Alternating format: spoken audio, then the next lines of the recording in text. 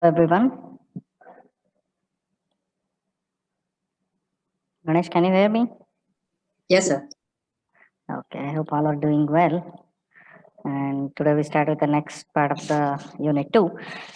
Before that, I would like to quickly discuss the internal question paper. So I hope everyone have done well.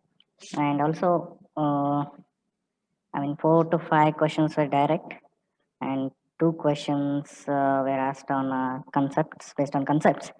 So in that one of the question was the relation between spring constants of a bicycle and an aeroplane. So obviously the spring constant for the aeroplane is greater than that of the bicycle. And many of you have solved, that's good. If you write the equations and if you compare with the mass of each of the system, then you will easily get to know as the mass of the aeroplane is very high, it needs to have a good shock absorber. So that's the reason why the spring constant of the aeroplane should be greater than that of the bicycle. You can prove it mathematically also. So if you write a set of mathematical equation and mention that m aeroplane is greater than m bicycle, then it will give you k aeroplane should be greater than k bicycle. So I won't be solving that. And also till now I have evaluated around 40 scripts and none of them have solved the third question. So that's the reason if you have an option, you can escape easily. And if it would have been a compulsory question, that's just imagine how would you have solved. That's not an issue. Just I will discuss the third question now. So I hope I told you to remember the dry coconut and thread words.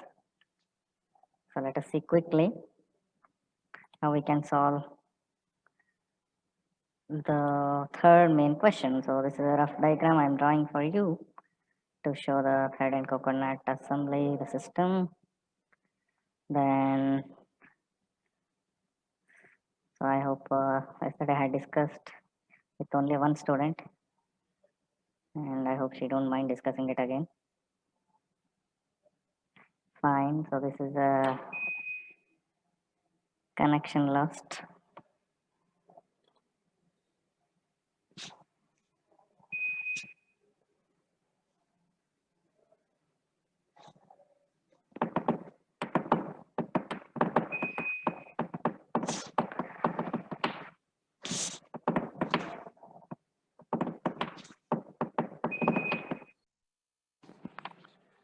Okay, can you see this, Ganesh? Okay, can anyone answer? Abdul Bakar, can you hear me?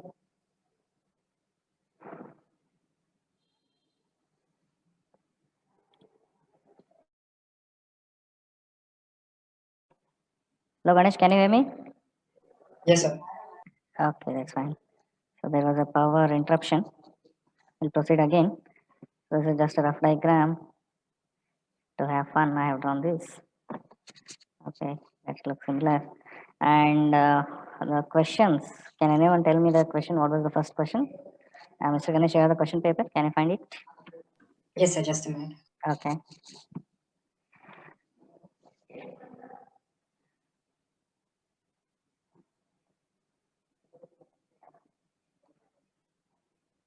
So you need the first question? Yes, just tell me the first question. Yeah. So first 1A, right? Yeah, no, not 1A, 3A. 3A. Okay. Okay. So consider a system with dry coconut and a thread attached to it. So Okay. the first question is, what mechanical elements have to be considered for representing the system? Okay, Justify the selection of each element. just hold on. First question was what mechanical elements it consists of, and justify with a brief explanation. So one can easily say that this system is a rotational system without any doubt. And for rotational elements, we know moment of inertia, then the spring and the friction element or a damper, we can say, are the three basic elements. But for this particular system, we have only these three elements: J, B, and K. Moment of inertia, then the damper, then the spring effect. So justification you can give in your own words. So J corresponds to the moment of inertia of this dry coconut, which is a solid element. Then the friction corresponds to the characteristic of a thread, as well as the spring is also the characteristic of a thread. So it will have only MBK, JBK. Okay. only JBK. Brief explanation with the relevant technical words is acceptable. So there is no need to be any unique justification. You can write whatever comes to your mind. Okay, so that is acceptable. And what is the second question, Ganesh? Obtain its transfer function. Yeah, obtaining the transfer function. Let us do some work here.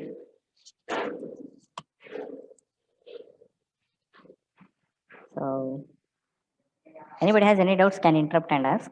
No need to hesitate. I have some of you might have thought the answer of this. So we have JPK and the torque is applied at this point. It need not be like a, so you can have many questions when it comes to the input applied.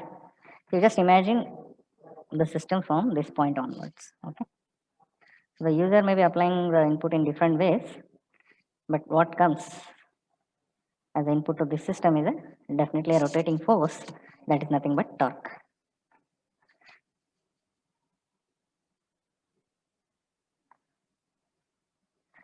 So I would appreciate the way of thinking if anybody had answered this. I don't stick to the exact answer while evaluating. So I also give marks for your justification and your thoughts. So this is the simplest representation of the system. There is no doubt or no complexity here. This was supposed to be one of the simplest question actually. Many would have answered and got 15 marks directly. So we have a moment of inertia here, and the spring and the damper system or a friction element is because of the thread, and one of its end is connected to the rigid body. Okay, and one end is free, it is connected to the moving element, that is moment of inertia. So that's it. This is the simplest diagram, equivalent representation of a system, and I hope everyone knows how to get the transfer function for this system. Fine, that's fine. There's nothing more I need to explain regarding this. Excuse me, sir. Uh, what does spring correspond to in the diagram, sir? Spring effect corresponds to the spring diagram, this diagram. So can you imagine when you apply input, how does a spring behave actually in a linear scenario? It makes a to and fro motion, right? And similarly, when you Yes. consider it in a rotational system, it makes a clockwise or anti-clockwise direction in rotation. Okay, that you can call as some oscillation, right? Okay, sir. So here, when you apply input, and suppose imagine you apply input and then after some time you make a input equal to 0, the system, I mean the coconut will still rotate. So until it comes to halt, it makes a clockwise and anti-clockwise rotation for certain duration of time. So that's what corresponds to the spring effect in a rotational system. Am I clear? Yes, sir. And if you have a doubt like how the friction is present in the thread, so one can easily say that after certain duration when you stop the input, okay, you just imagine the scenario when there is no friction. So when there is no friction, the system would continue to rotate for infinite duration of time if there is no friction. And the friction avoids its continuous rotation and bring it back to the halt position or equilibrium position after certain duration of time. So this numerical or this question needs some visualization, imagination skills, and some thinking. So that's why I had particularly designed the question on my own. Anybody Excuse me, want? sir. Yes. Sir, in this question, you put up Mhm. the spring element and the damper elements are parallel. So, because you are considering that the friction element will be there, because in real life it will slow down. Sir, according to that, then there will be more friction present, sir, at other places also. Yeah, more friction present. I don't say no. Whatever I have drawn is the simplest equivalent diagram. Okay. But Sir, like, sir, in the exam, like what I thought was mhm, that since like when that girl is rotating that, like mhm, she's pulling and pulling the strings, so it's like the spring is getting elongated, mhm. and like if she continuously rotates in a particular direction, then the string will be elongated because it will open up, Yeah. and when she does it in other direction, then the string will be like compressed little bit. It will compress because Yeah. What you are saying that is strings are coming true. together. Yes. What you are saying is true when So it comes. that's why I didn't consider, sir. That's why I didn't consider the damper effect, because I consider that the system is continuously, like we are only talking about the point where it's continuously moving.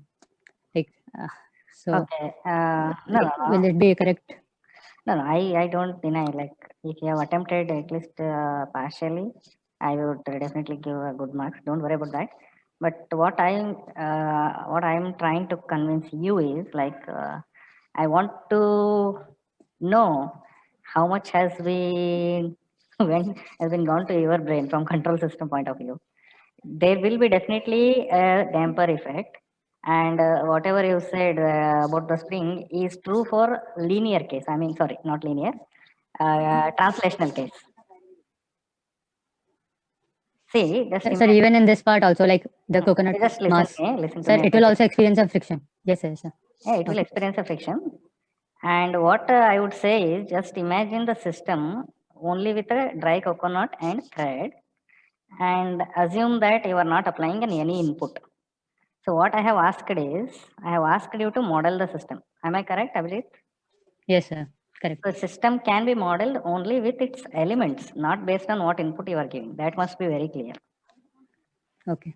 Okay. So when you model with the elements, the input is given to know how it behaves. It is like uh, out of the modeling concept. Input is out of the modeling concept. When you derive a transfer function, we write output Laplace by input Laplace, but we never write input Laplace is Laplace of a step or impulse or a sign. We just mention it as a input and output. So what comes on the right half of the transfer function is the actual model of the system. Correct? Okay. Yes, So, sir.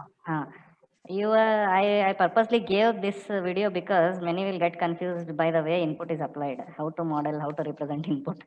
But that should be kept outside while modeling. Are you following? Okay, sir. Yeah, yeah. Got So, it. so friction has to be present without any doubt. And even if you mention more than one frictional element, eventually it will boils down to this final model. Okay. So this friction, whatever I have written, may be combination of two or three frictions. Maybe one because of the thread, one because of the connection made with the dry coconut. Okay.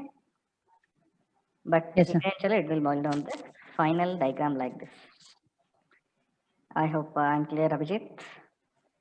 Sir, like I have a slight doubt. Like you Yeah, told that it will boil down to that. yeah. Hmm. So it's like, but here we have to also show the position, right, sir? Yeah. So like according to the position, I thought it will be very complex to model it because there will be more frictions to it, as you told right now. So to Let model it there be in this 100 that frictions. is, See, let there be 100 number of frictional elements. yeah, Okay. Why you are bothered about the nature of output? For us, the output is okay. Ultimately, the angular displacement of this dry coconut, right? yeah. Which is only one parameter, theta of t. Hmm. Okay. So for this theta of t, what all the elements are responsible? One is obviously moment of inertia. If there is no dry coconut and if you try to rotate this thread, will it rotate? Without the dry coconut, you cannot rotate this thread, right? Thread alone. So one Yes, is sir. J. Hmm. Fine. So if I say J, J means it may be only of the dry coconut, or if you go in deeper and deeper analysis, it may be the dry coconut plus the J of thread also. I mean, if you want to make more accurate calculation, fine. So like that, ultimately we will have a J element in this fashion. We cannot have a J1, J2, J3 like that. Okay, J1, J2, J3 in series would also mean that you will have only one moment of inertia block. And similarly, damping effect may be offered by the thread also or with the connection with the dry coconut also. Ultimately, it's like final expression will have one damping element which has a one free end and other end is connected to a rigid bond. Okay, so I hope I'm clear. You try, you can do one thing. Okay, if anybody has any queries, any doubts, can do one thing. You try to draw your own diagram and try to analyze with this practical system, and you just think like how you can interpret the practical system with this your assumption. Okay, and one fine day we'll try to simulate this dry coconut and thread system. Then it will make more clear to you. So I hope I'm clear. Abhijit, you can do on your own or you can send a query through that form, whichever I had shared. So for time being, we will proceed with the other. Okay, sir, fine. Next, what is the third question, Ganesh? So what damping ratio it can have? The third question, what damping ratio it can have? Any guesses? Anybody has any guess? Or it is like insufficient data? Anybody wants to tell it's insufficient data? So when I mean to say what is the damping ratio, of course I have not given any data with the JBK. You can mention the range. That is a general answer you can give. So what range of zeta it can have? Any guesses? So 0 to 1. 0 to 1, yeah, that is the exact answer because it is a underdamped system. So who answered that? Tejas. Could you please give your explanation on that answer or let others hear? Sir, the oscillation is tending to zero, no, sir. Yes, It's becoming exactly. zero. Exactly. So once you apply an input, say you also apply a step input, step is not a proper one. You can apply, say, impulse. The oscillations will eventually vanish to zero. So that's why it's telling it is 0 to 1. Any other guesses? Any other guesses?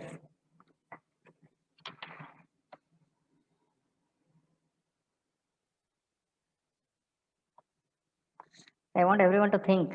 Don't just accept whatever others said or whatever I said is correct. Can you just give a thought on this? I will wait for a while. So the first answer is it is between 0 to 1 because the oscillations will vanish to 0 after certain instant of time. But what type of input you have applied also matter. So based on that, if anybody wants to add any answer for this. Sir, the torque applied is periodic, right, sir? Torque the curl applied acceleration is, you don't apply a periodic torque, you apply a step kind of a torque. Sir, for step kind of torque, then the damping ratio is 0 to 1. How?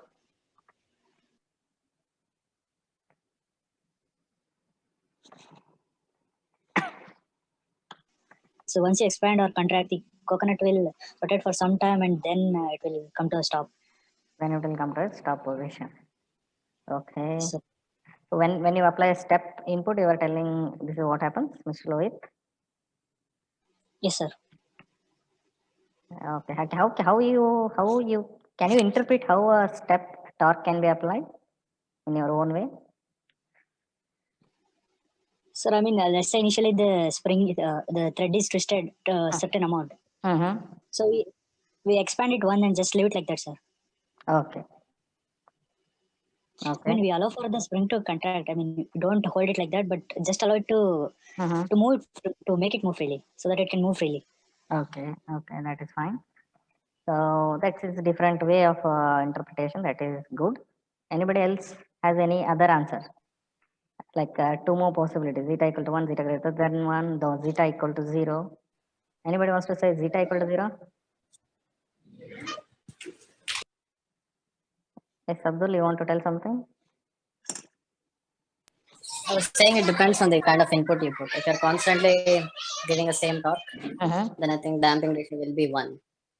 Okay, this is what I wanted. Can you hold on? Anyway, let us hear from others. Anybody wants to say zeta equal to 0 or greater than 1, probably?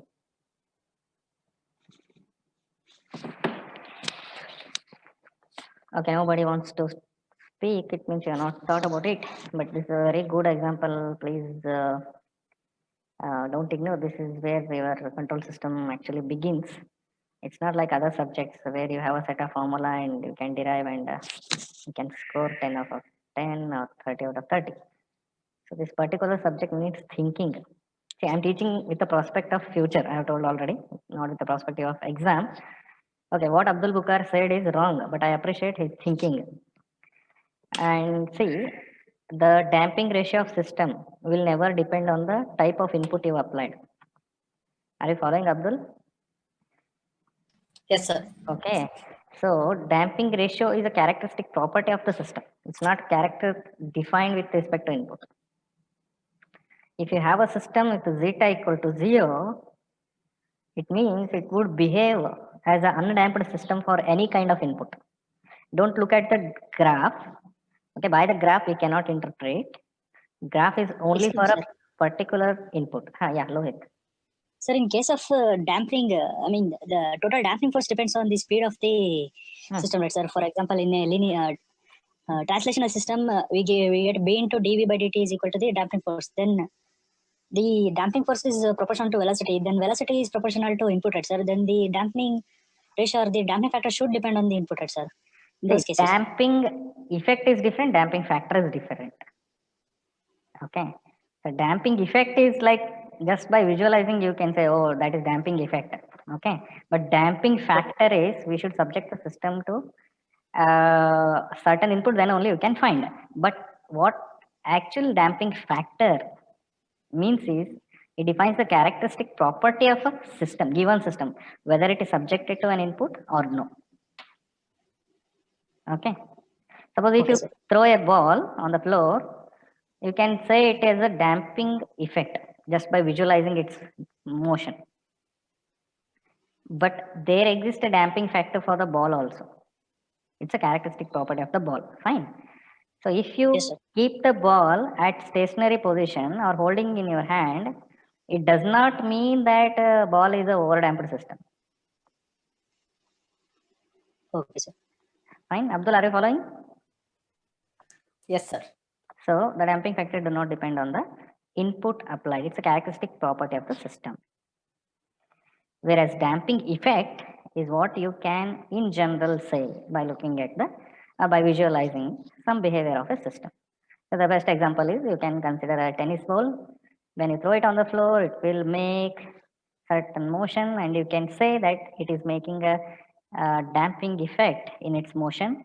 That also means that it has some damping factor, okay, which is always with the ball, whether it is moving or stationary. Fine. Similarly here, we should not guess the damping factor with respect to the input. Ganesh, is there any other question with this? Yes, sir. Plot its approximate impulse response. Okay, plot it's an approximate impulse response. So it's very easy. Impulse response is, say, just imagine I'm holding both the threads in one hand and I am applying certain torque at the bottom of the dry coconut, which is for a very short duration. I hope everyone can imagine that can be called as an impulse input. I will repeat again. I'm holding both the threads in one hand. So it is a dry coconut and thread system, obviously. And when it is at a stationary or equilibrium, I will give a small torque, rotating torque at the bottom of dry coconut. And now anybody can imagine how it rotates and comes back to the halt position. Okay. So your graph will start from 0 and it will continuous as a decaying oscillation and dies out after certain time. So if anybody has drawn the approximate graph, I will give the full marks. Okay. So I hope everybody has enjoyed the question answer session for the third question. So much of concept is hidden here, and I think if you could have tried, that would have been better for me. I don't know why everyone tries only with the easy question. Fine. That's your choice ultimately. You are right also. Shall we start with today's class? Anybody has any other questions, any clarification, any discussion you want to make? I will wait.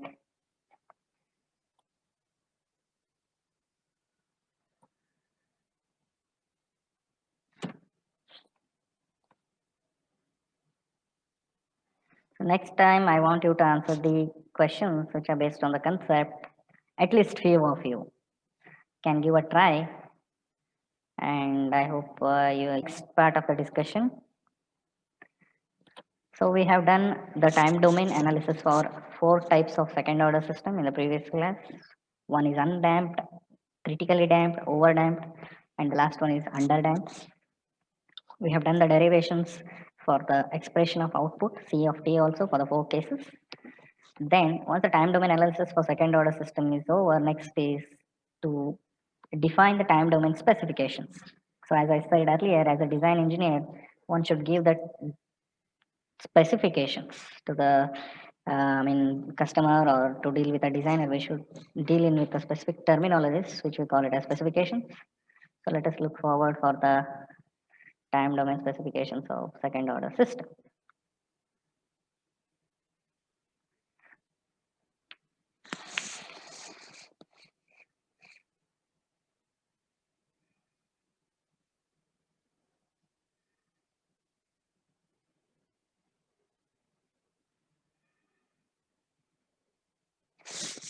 So whenever I give difficult questions in the internal or exam, I frequently remember my marks.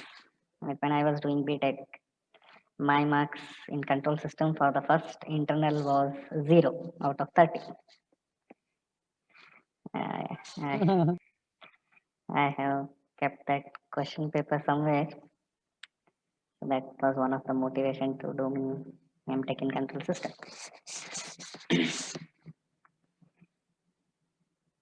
Around 6 pages I had written, still I had got 0 marks.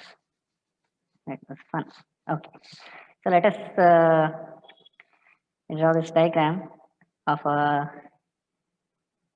the response of second order system. Please observe carefully. We have a x-axis as time and y-axis as c of t. Then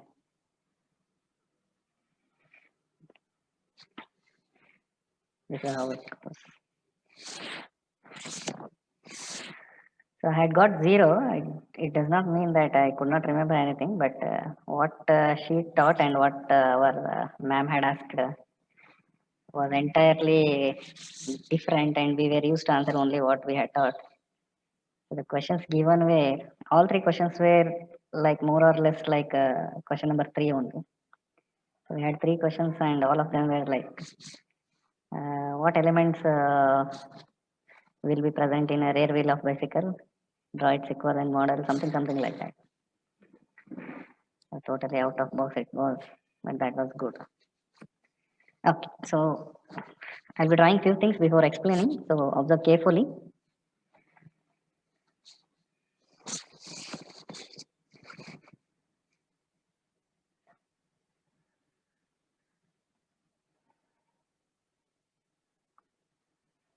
So this green color line, the first line, is 0.98 in magnitude or 0.98 into C of infinity.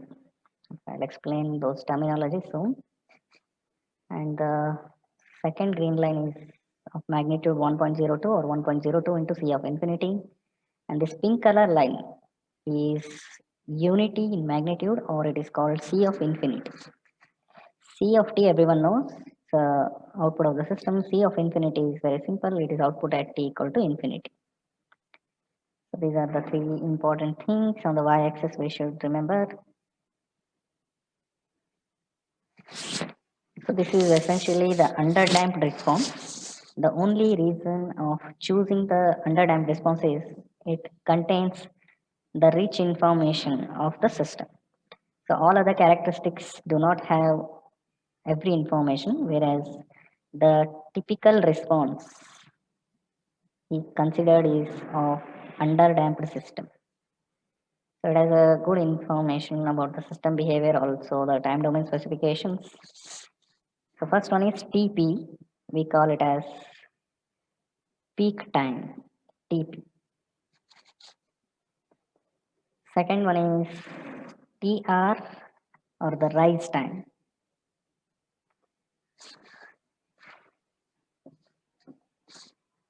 TR is rise time. Third specification is we call overshoot. Overshoot, it is the difference or the magnitude from C of infinity to the peak of the response. Then we have the fourth specification, TS.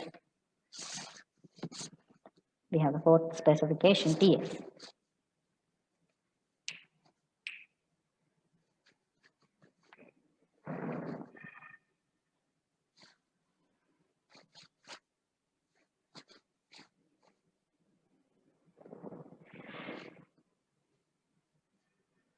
And the last specification we call ESS. It is the difference between the input and the final output.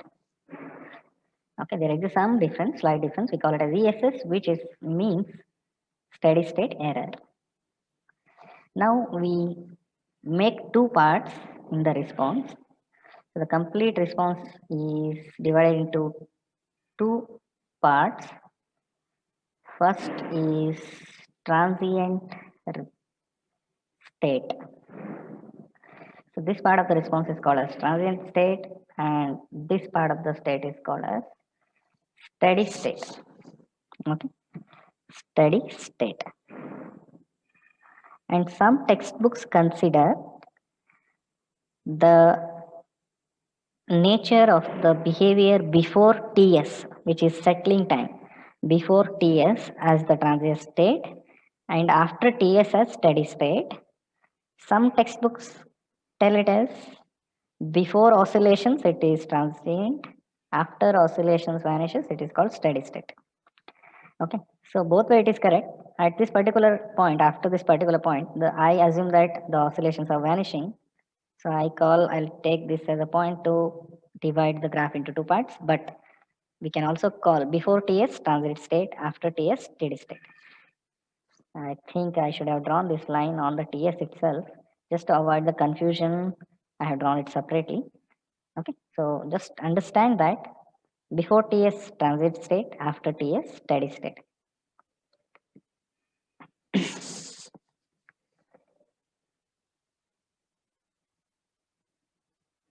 Okay, let me modify the output. Fine. So this graph has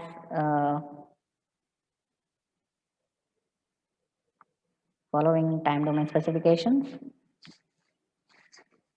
First one is rise time, unit is seconds, and it is written as T subscript R. Then peak time, TP. Third one, peak overshoot, MP, M subscript P. Maximum peak is the meaning of MP.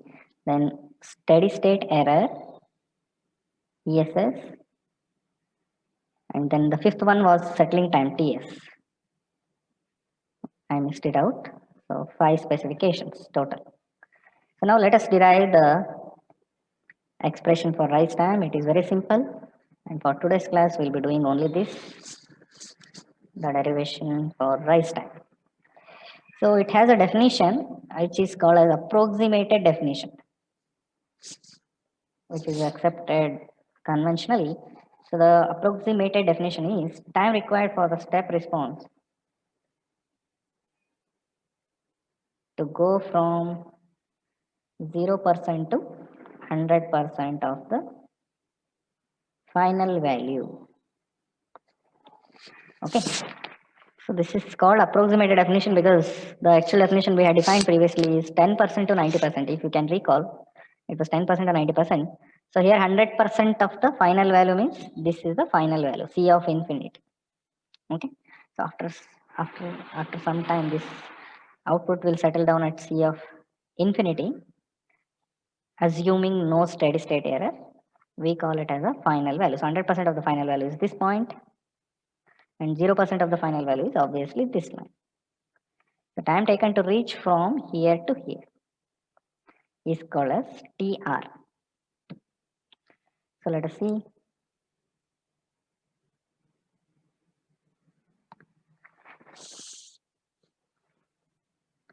What is the expression for TR? So these derivations are very simple. If you know the expressions for output, based on that we can derive everything. So we know that C of T for underdamped system is given by this expression. Omega dt is replaced by omega n square root of 1 minus zeta square t plus 5. This is for zeta below 0 and 1.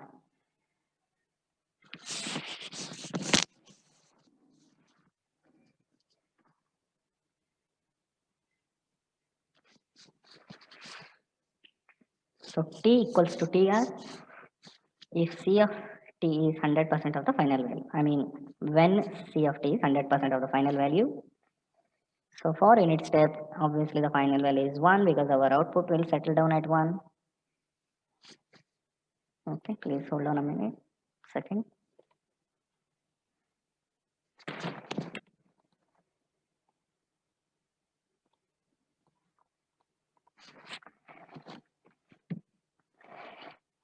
So we call this whole expression as 1. Then at t equal to tr, we'll substitute the value of c of t in expression 1. So we'll get 1 equal to 1 minus e raised to minus zeta omega n t divided by square root of 1 minus zeta square to sine omega n 1 minus zeta square tr. T is equal to tr now plus 5. We already know what is 5, tan inverse of something. So if you simplify, we get e raised to zeta omega n t divided by 1 minus zeta square the sine of omega n square root of 1 minus zeta square tr plus 5.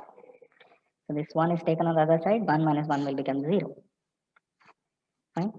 So this cannot be 0, this term, whole term cannot be 0, because see, if you substitute zeta equal to 1, it becomes critically damped, which is violation of this condition, and also it becomes infinity. So this cannot be 0. To satisfy this equation, there are two terms. So what I mean to say this cannot be 0 is, this equation should be satisfied, okay, for a given value of t at tr.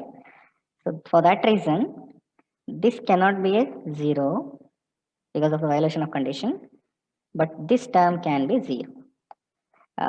Please make a small correction, this should be tr here. So this term can be 0, second term can be 0, so we'll equate that to equal to 0. Or you can take a sine inverse, that will become 1 minus zeta square tr plus 5 equal to, what is sine inverse of 0? It is n into pi, n pi, n pi. So that's it. Simplify and get the expression of tr now. So tr equal to n pi minus 5 divided by omega n square root of 1 minus zeta square. I have missed omega n. Sorry for that. I have missed omega n here. Please make it a correction. I have made so many mistakes. I don't know. Okay. Please make a small correction. So this is what tr is. Okay. n pi minus 5 divided by omega n into square root of 1 minus zeta square. Or 5 equal to tan inverse of square root of 1 minus zeta square. Okay, so that's it for today's class, and we'll be deriving few more specifications in the next class. Fine. So attendance is getting low day by day. Today only 42 students. So I think I should start taking attendance also. Since we are missing one tutorial because of the timetable schedule, I'm trying to spend the complete time of a given hour. So I'm not taking attendance. That is the only reason, because if I like use 10 minutes for the attendance every class, so on an average it will be a loss of again 5 to 6 class in the whole semester. So that is the only reason. But Ganesh, please do inform your friends to attend class, and let me see how many will turn up. Then we'll proceed. Okay. So any queries, any doubts anybody has?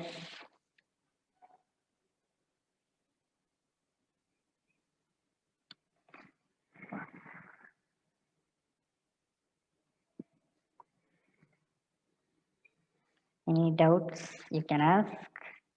Or do you have a next class, Ganesh?